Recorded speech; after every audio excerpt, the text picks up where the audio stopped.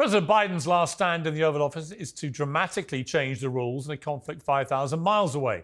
The US has given Ukraine its blessing to fire long-range American missiles into Russia, and it's already done so. The UK has now done the same.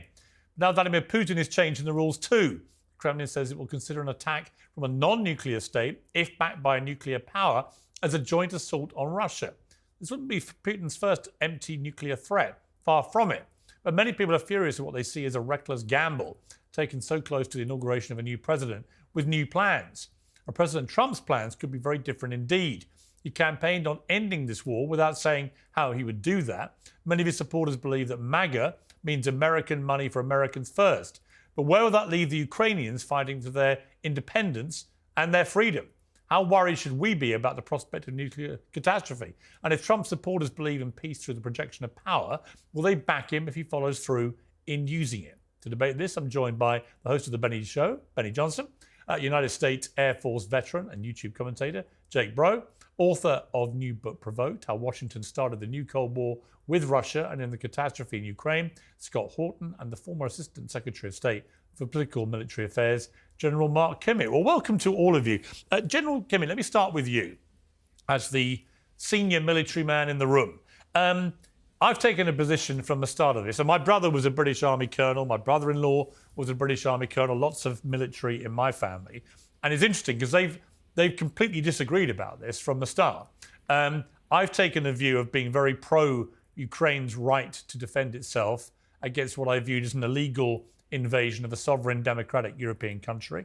And that everything that's followed since is in that context. But it's interesting because my brother, for example, would say it's not a war that Ukraine can win, that Russia, with its superior power, was never going to lose this war. Yep. What do you feel, from a military perspective first, what do you feel about where this war now is?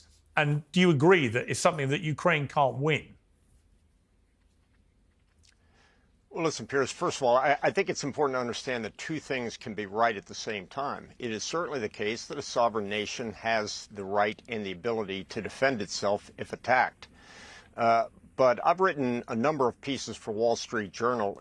3 months after the war started, I said this is going to turn out to be a stalemate. So in many ways, I think it's inevitable that our policy, the United States policy, was give them just enough to fight but not enough to win, is exactly what got us into this position right now. Despite what's happened in the last week with President Biden and his team dumping more equipment in there, I don't think this is a winnable war. If you define winning by President Zelensky's old standard, which is retake and restore territorial integrity, take back Crimea, and make Russia pay for this war. If that's the definition of victory, there's not a chance that Zelensky can win this war. And before I go to the others, this argument, which I know some of them will put forward, that basically Ukraine brought this on themselves and that it was the encroachment, as Russia saw it, the encroachment of NATO, which was then going to include Ukraine, and that they had no choice but to defend themselves against this NATO encroachment. What do you say to that argument? Well, what I'd say is that's been the great debate over NATO enlargement since 1991. At that time, when Secretary James Baker agreed with Genscher that there would not be any eastward expansion.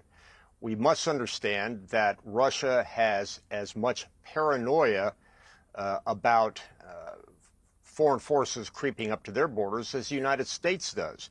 The only difference is that we've had that doctrine, the Monroe Doctrine, since 1807, that we will not allow another country to encroach into our hemisphere.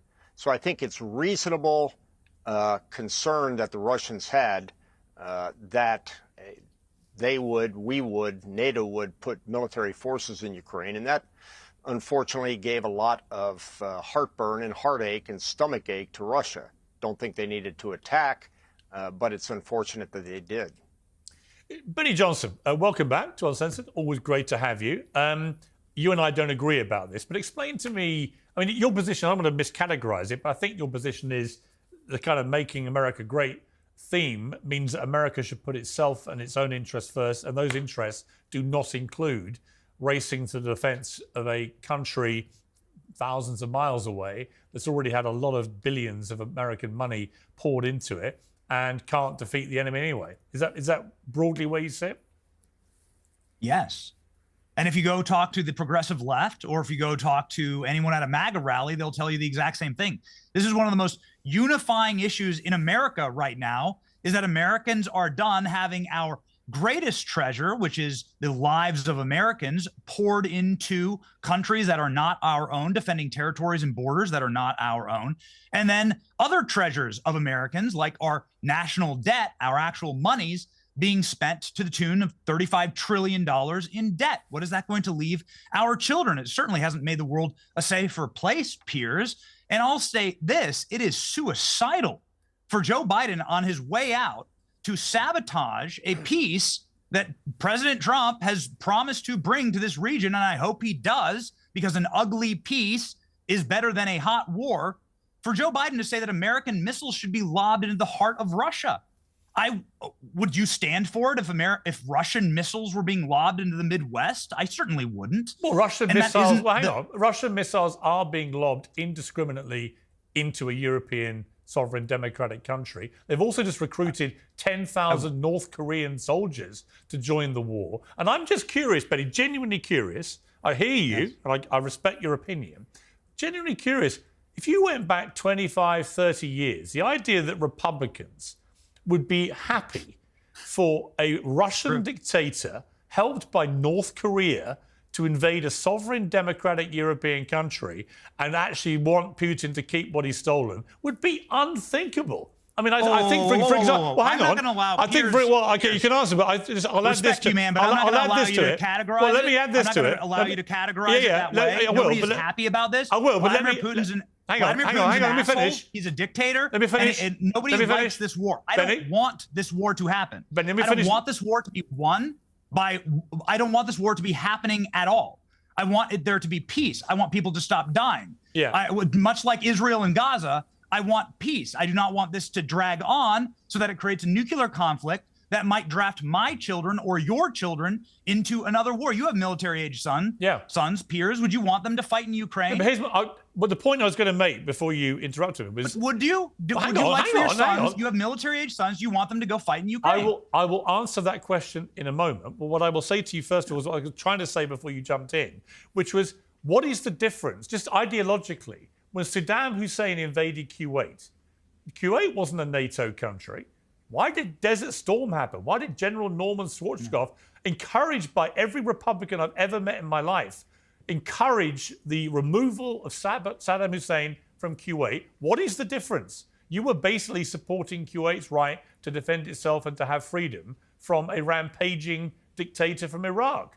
Why the different rules now? What changed? There's so much that's changed, especially in the policy of the Republican Party, which is where I thought you were going with this, Piers, which is why I cracked a smile, because the Republican Party itself has now taken a stance against neocons. I would argue probably the worst decision Kamala Harris made on the campaign trail, and that's a long list.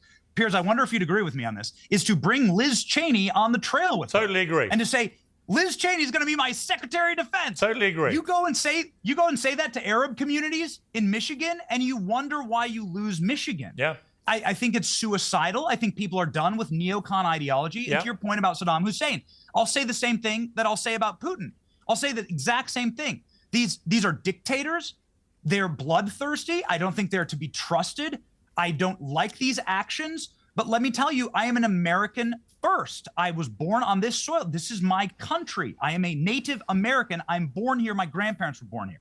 I do not want my children, and I have 4, Piers, to die for Iraq. I don't want my children to die for Afghanistan or die fighting ISIS or Russia in Ukrainian soil. I think that is antithetical to the founding of this nation and antithetical to our great founding father, George Washington, who warned in his last declaration to the American people as he was leaving office, do not get embroiled in foreign entanglements. It's the destroyer of nations. Okay, and we've seen it with the British Empire. Benny, Piers, sorry to. We've seen it with the British Empire. We've seen it with every empire that has existed, with the Roman Empire, all the way through. And I think we should follow these wise words. And one final point to you before I go to the others, which is, if a deal was done and Putin got to keep the land he's stolen, along with Crimea, and his next action is to go and invade Poland, just as Nazi Germany did in 1939. What should America do in that position, given that Poland's part of NATO? Again, that would be suicidal for Russia because Poland is part of NATO, and then they would. But what should America do? Well, Article 5 would be enacted. What do you think morally? What do you think morally America should do in that eventuality?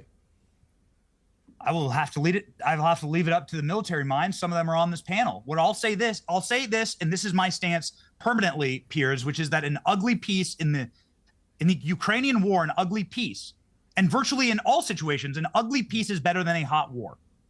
Okay, my stance.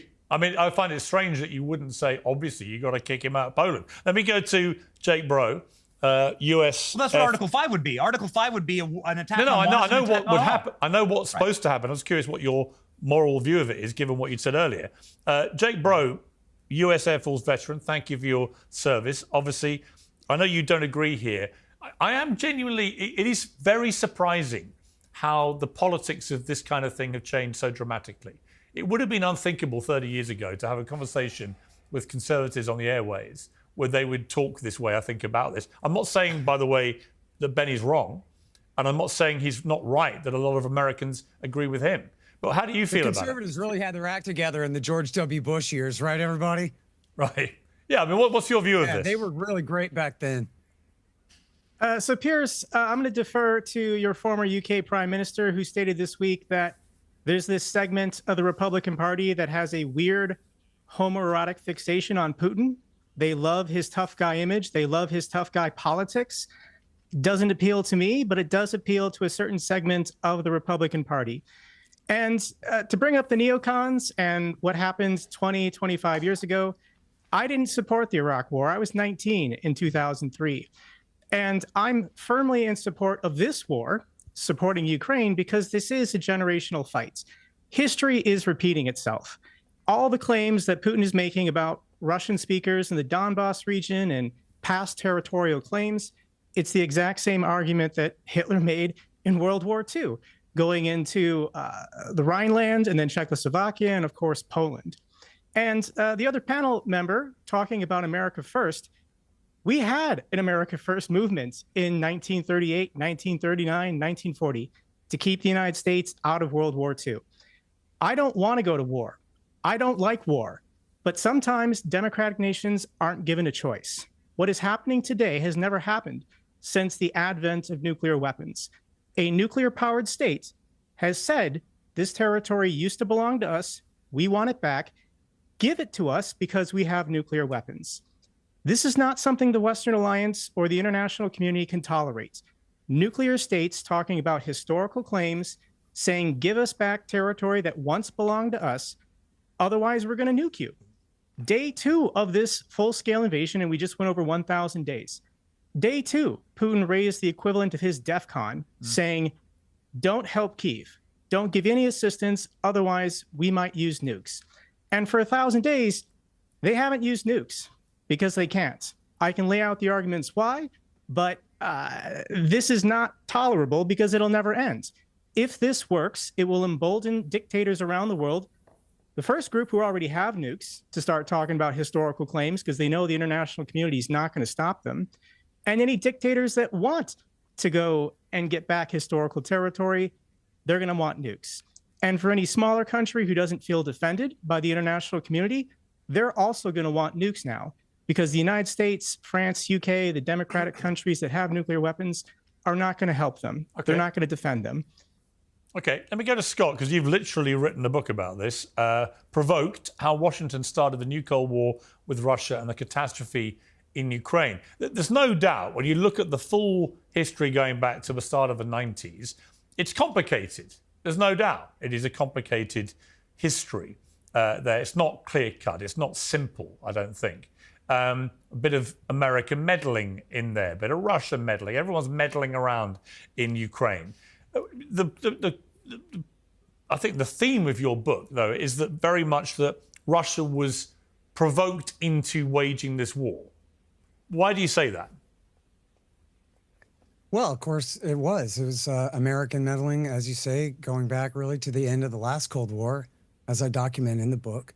And I would object to sort of the way that you paraphrase it earlier in the show, that I think you're implying that I would argue that Kiev brought this on themselves, as the subtitle there says, Washington is the one who brought this I on. wasn't talking about you directly there, sorry.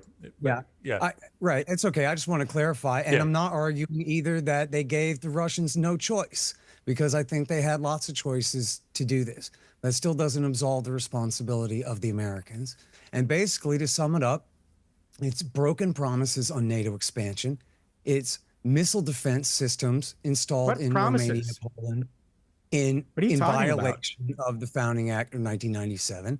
And it's essentially an American-backed side in a long-term civil war that's going on in the country after America overthrew the government twice in 10 years, in the Orange Revolution of '04 and the Maidan Revolution of 2014, because the wrong guy kept winning the election. And as the Americans said over and over again, and I document it as thoroughly as could be, we are taking Ukraine away from Russia. This is not allowing Ukraine to be independent. This is America forcing the issue. And as everyone on this panel knows, the status quo in Crimea held from 1991 all the way through 2014, until America overthrew the government there for the second time, and the new government— America did not overthrow the governments. You can look at the crowds. Oh, shut up, man. You know what? We heard your piece. They immediately threatened to kick the Russians out of the Sevastopol naval base. Only then did the Russians change the status quo on the Crimean Peninsula, which, by the way, belonged to Russia since the 1780s, since before the American Constitution. So did Alaska. Should we give Alaska back? Anyway, this guy's an idiot. But if you want me to keep talking with you, Pierce, I'll happily finish your point. You know, this guy sounds— I'll tell you what. With this guy talking about, oh, we just have to help them win. That's what they said for 20 years in Afghanistan. We just have to help the Tajiks and the Hazaras and the Uzbeks crush the Pashtuns. And once we're done, it'll be great. We can't sell them out now. We can't leave now. And then what happened? Hundreds of thousands of people killed, and they lost anyway. And everyone knows it's in the Wall Street Journal. It's in the Council on Foreign Relations Journal, Foreign Affairs. Even Richard Haas, the former president of the CFR, has a new piece in Foreign Affairs saying, give it up. We know that there's nothing America can do to help Ukraine retake the Donbass, Zaporozhye, Kherson, Crimea. They can't, unless you want to call in the B-2s and the B-52s and the U.S. Navy, at which point we have a general war. So the war is lost. So this guy can bloviate all he wants about how, no, it would be wrong to turn our back now. The Russians haven't even launched a full-scale mobilization in their country. This is a police action to them, while the Ukrainians are already running out of men, and Jake Sullivan is demanding that they increase conscription. That is slavery. On behalf of a war, we're looking at antiwar.com today. We have the Russia headline. has conscription. The majority of Ukrainians want to negotiate. There's your democracy for you. The majority of Ukrainians know that what I just said is true. Even Yulia Tymoshenko a year ago said it's time to negotiate. Okay. This guy's a fool. Okay, well, before I go to General Kimmett, again, I want to just get Jake to just respond to that, because you're a fool, apparently. Well, according to this guy, democratic revolutions are never possible. We had one in this country in 1776. What are you talking about? I didn't say that. Why don't you argue with something I said, you dumb bastard? Wow. Okay. You got some anger I didn't say it was man. never possible. America spent $100 million to overthrow the government in Ukraine. These guys on this panel are arguing that the people of the former Soviet republics have no right to self-determination. The government there. They're saying that as soon as Putin installs a strong man in any of these countries that remains corrupt and loyal to him, change is never possible. Viktor Yanukovych was not killed. He was not imprisoned. He fled. He fled back to Russia. He fled back to his masters. And in my opinion, when you're the president of a country and you flee the country, you gave up your power. Him.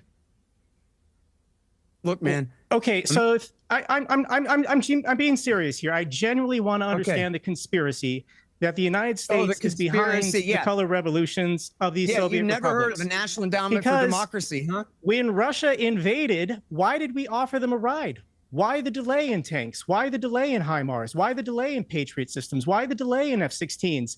Why are we just giving approval for ATACMS this week after 1,000 days of the war if the conspiracy always was the United States was trying to separate Ukraine from Russia, that we're trying to install a CIA-backed government or whatever? I don't understand this conspiracy when we haven't done everything to fully support Ukraine. Okay, Can you explain this to me? Because I don't understand. Okay, let me just time out for a second. I want to bring in General Kimmett. I'll come back to you, Scott. Well, I promise asked me something, Pierce, so let me answer it.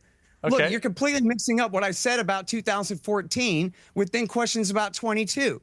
Clearly, as everyone on this panel knows, they announced repeatedly in the New York Times and the Washington Post in March and April of 22 that the purpose of the war now is to prolong it for the strategic weakening of Russia. So no amount of the weapons Russia can you just stop named, this war at any time.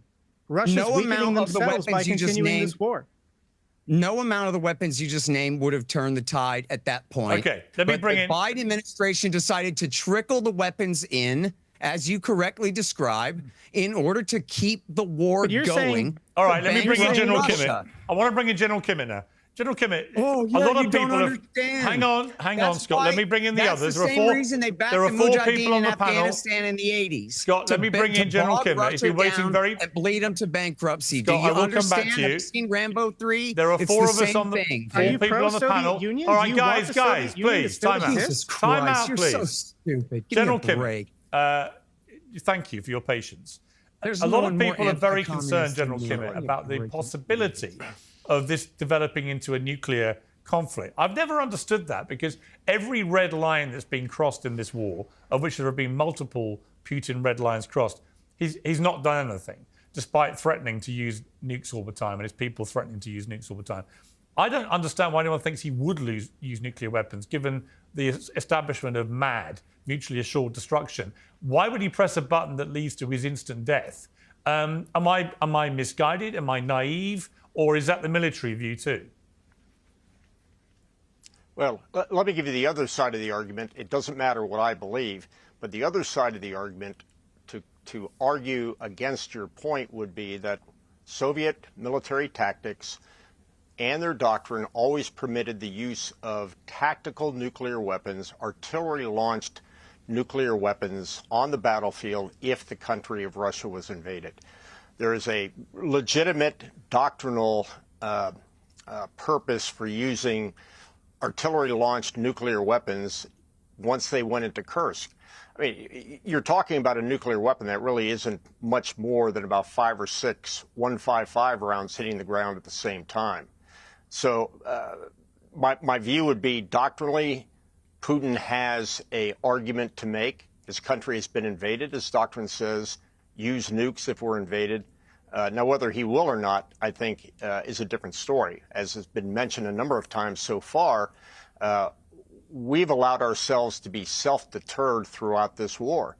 You ask, I don't believe that your guest that says we're doing this intentionally to bleed out the Russians by giving dribs and drabs of equipment to the Ukrainians so that we can go on a killing spree for 1,000 days at this point. I would simply say no administration is that smart and no administration is that stupid. I've sat in the National Security Council Situation Room and heard the arguments that are made between the State Department, the Defense Department, and the President and the National Security Advisor, and the notion that they would be sitting there in some Dr. Strangelove-like situation, wringing their hands or wrapping their hands and saying, let's bleed these guys out for a couple of years because that's good for America. I did not see that in my years in the Situation Room, and I'm surprised that anybody would think that this government is either that smart or that stupid. And before we go back to hang on one sec. Hang on. Can I address that real quick? Hang on. Can I please address that? No, I'm going to come to Benny in a second. I want to ask General Kimmett if we go to Benny. But he was remarking on something I said. I know, but everyone must get a fair chance to speak. Before I go to Benny, Benny's point is that everything has changed in America. that a lot of Republicans who would have endorsed a lot of those, as he put it, the neocon wars, and I opposed the Iraq war as editor of a Daily Mirror newspaper here very vociferously and helped lead a march for 2 million people through the streets of London. Tony Blair went against the will of the people, as far as I'm concerned. But his point that really Republicans are driving this movement in America, they're just sick and tired of fighting other people's wars. And that actually there is a real shift in will that is becoming much more insular in America. And I've heard it said that America's fought wars for the last 60, 70 years and barely won anything. Because, what do you call a win? What do you call victory? And a lot of them have been a massive, gigantic mess, whether it's Vietnam, whether it's Iraq, whether it's Afghanistan. So I can understand why people like Benny are like, we're done with this. What do you feel, General, before I go to Benny, what do you feel about that from a military point of view? Well, first of all, we do what our nation tells us, unless it's illegal or moral. But what I would say is, let's not forget the second Gulf War, 99 senators on both sides of the aisle out of a Congress of 100 senators voted for the use of force in Iraq. Now, they were clutching pearls and wringing their hands about 2 years later when it didn't turn out the way we thought it was going to. And one can argue about why that happened, whether it's poor intelligence, poor tactics, whatever. But it's not just the Americans, the Republicans that either want to start war or stop war. It's really both sides of the aisle. And I think both sides of the aisle will say, look, America is willing to fight a war that's an existential threat to the United States of America. But these optional wars, we shouldn't be rushing to war just because there's somebody pointing a gun at either us or our allies. There ought to be a higher bar. The Brzezinski rules that we used to talk about before we start putting American sons and daughters into combat. And we seem to have lowered that bar ever since 1982 or 1983 when we valiantly parachuted into Grenada to stop that hotspot of red terrorism. But no, I just think that, look, anybody that says America should go to all wars or America should go to no wars is just being foolish. We just have to be more discriminate about the wars that we fight. We need to have a better conversation about going into war before we send the 82nd Airborne in. Benny, I do think it's a really interesting. Could not agree more. Yeah, it's a really interesting debate, and it's interesting to hear the General talk that way because it's not a million miles really from what you were saying. Yes, thank you, General. That was very sound. Yeah, it was very interesting. I thought very reasonable, very reasonable. And also, Benny, Trump did not go to war or didn't start a new war during his tenure as president. I've talked to him about this. He just sees it as bad business. I mean, it's good business for the people that build all the munitions, but it's bad business for America PLC. Wars are incredibly expensive. And as Trump put it, well, what do we get out of all this at the end of the day?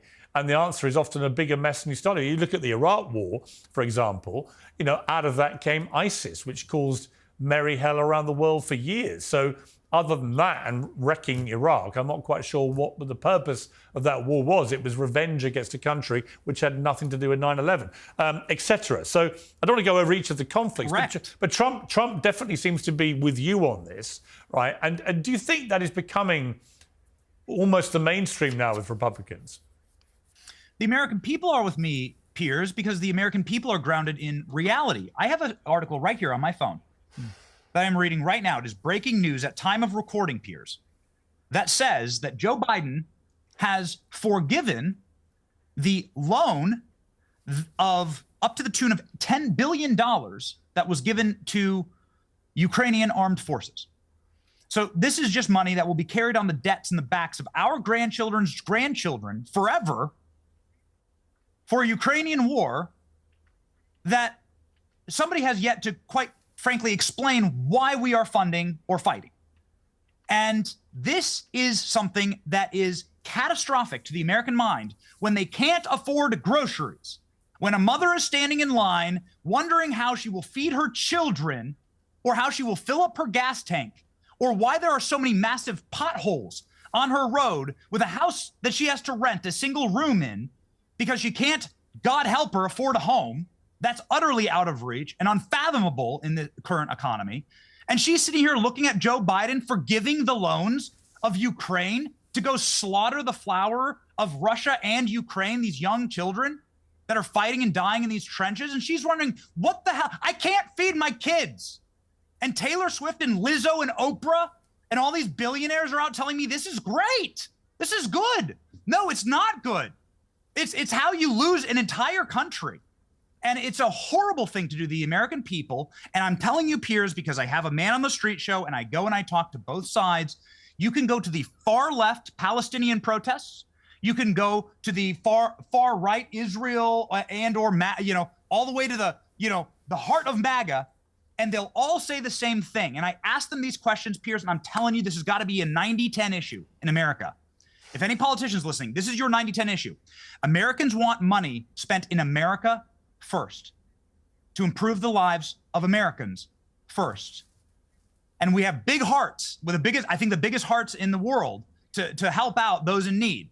But we are sick and tired of being sold out for endless wars, and you just listed many of them. For my generation, which is millennial, it's Iraq and Afghanistan. And how did we leave Afghanistan? With 13 body bags in an avoidable, chaotic, disastrous, nightmarish, suicidal mission that got us effing nothing, Piers. And we're sick of it. Jay, your response to that? America's not fighting this war. There's no American forces on the ground in Ukraine fighting this war for Ukraine. So to keep saying this is America's war, America shouldn't be fighting this war with American soldiers are not children, involved. sir. Concerning all of the past wars that America has been involved in, we can't overlook the Cold War. Is the world better off today because of the collapse of the Soviet Union? Is the world better off today with the Kremlin and the Russians weakened? The 14 Soviet republics that broke away, question. some of them have gone through peaceful democratic revolutions. Is the world better off Look at the economic USSR? miracle of Eastern Europe and all these countries joining the EU, joining NATO. Do any of them want to return back to the Russian sphere of influence? What this war is about is, does Ukraine have the right of self-determination? And other people on this panel are saying no, because the Russians have nukes, because we don't want confrontation with Russia. If Russia wants to go into Kiev and install a puppet regime and basically absorb it back into their empire, like they've done with Belarus, they've got troops in Transnistria, they've got troops in Syria, they've got troops in Georgia. The pattern keeps repeating, and Putin's never going to stop. He's dictator for life. He could potentially live another 20 years. These wars are never going to end. When you look at the stuff they're teaching their kids in Russian schools, they're preparing them for war for the next 20 decades. Putin wants his empire back, and I'm going to continue arguing that is not in the best interest of America. A resurgent Soviet Russian empire dominating Central Asia, dominating the Caucasus, dominating Eastern Europe, committing acts of hybrid warfare all the time. The Russians, with impunity, are poisoning people, destroying underwater cables, conducting cyber attacks. When is America going to say is enough? We're not going to let Russia have their empire back. And it's pennies. The billions that we've sent in old equipment, we're spending the money here in the United States. Defense production is ramping up here to rebuild our industrial base, to keep the world safer. Peace through strength. That's the legacy of Ronald Reagan, and I don't know why I have to remind Republicans of what Ronald Reagan achieved, defeating the evil empire. And I don't understand the people on this panel who are saying, let Russia have it, let Russia obtain this population, these people, their resources, and then go to the next war. Okay. Poland, the Baltics, Finland, Moldova. It's never going to end unless we stop I agree with you, but others don't. And Scott Halton's one of them. Wait a second. Russia blew up the pipeline. Hold on. Do you believe that Russia blew up the Nord Stream pipeline? Like, do you have better sourcing than the New York Times on this? Do you actually believe that Russia blew up the Nord Stream pipeline? You just said that Russia blew up the pipeline. I don't care about the pipeline. But you just said that in your argument. So now you don't care about your own argument a minute ago? How many people died with a pipeline blew up, dude? I don't care about this pipeline. I don't know why people keep talking about this pipeline. So you don't care that Ukraine blew up the pipeline? No. It's war. Okay. Okay. All right. They're blowing up oil refineries. What's the difference between an oil refinery and a pipeline? So you're okay with Ukraine blowing up the Nord Stream pipeline, even though that went against We don't have evidence American... that they did blow up the pipeline, but if they did, it's war. Russia is blowing up all their thermal power plants right now. They're blowing up coffee shops. They're blowing up supermarkets. They're blowing up hospitals, children's hospitals. Children's hospitals are being blown up by the Russians. I don't give a damn about the pipeline. Okay, let me bring in Scott. Scott, final word to you, and I want it to be this question really that you address. What do you want Donald Trump to do once he takes office in January? What do you want him to do about not just this war, but maybe widen it and to say generally as a foreign policy in the next 4 years? Obviously, the Israel-Hamas war is still raging and so on. What doctrine do you want him to have? Well, I prefer pure Ron Paulian non-interventionism and abandon all these alliances and come home. And people can make all their Hitler analogies all they want, but Hitler's long gone, and so's Joe Stalin. Putin is not a romantic. Putin is a bureaucrat. And the fact that, this claim that he wants to rebuild the whole Russian Empire and all that is nonsense. This is a border dispute, and America forced the issue through our intervention in Ukraine over the last, especially 20 years, as I demonstrate in the book. That doesn't mean that he's coming for Poland and the Baltics and everybody else next. This is just essentially fantasy land. That's not what this war is about. That's what they say on Kremlin State TV. There's a long-term civil war going on since 2000 for 8 years. And it took 8 years before he rolled in a full-scale invasion to reverse the civil war that had already been raging since Obama overthrew the government in 2014. Okay, so it's just silly to say that this is all about preventing him from taking over the whole world and all these World War II fantasies. It just has nothing to do with that at all. But all other things being equal, what Donald Trump should do on this issue is he should just be honest with Ukraine. They already accept this. The last general in charge got fired, Zaluzny, for saying that, look, we have to negotiate. We're out of men. We're not in any position to make the change here.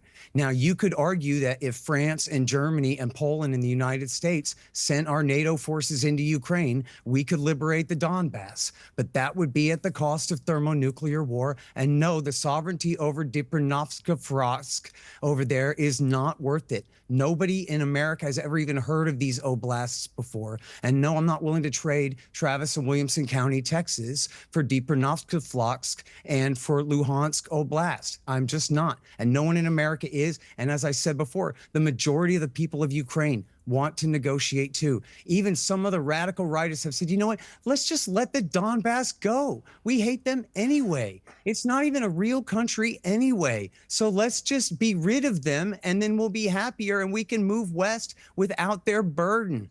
Czechoslovakia broke up into the Czech Republic and Slovakia. Nobody thought that that was the world's greatest sin. And it's too late now anyway, Piers. If Barack Obama had given Kiev some H-bombs back in 2016, then Russia would have never been able to do this. But there's nothing you could do to reverse it now. So we need to negotiate. And the fact is, they're going to lose those 4 oblasts. Because even if, and I used to think maybe we could negotiate 2 out of 4, something like that. But the thing is, Kiev already cut off the fresh water to Crimea. And Russia has to control Zaporozhye and Kherson in order to guarantee those fresh water supplies. They're not going to give up that so-called land bridge.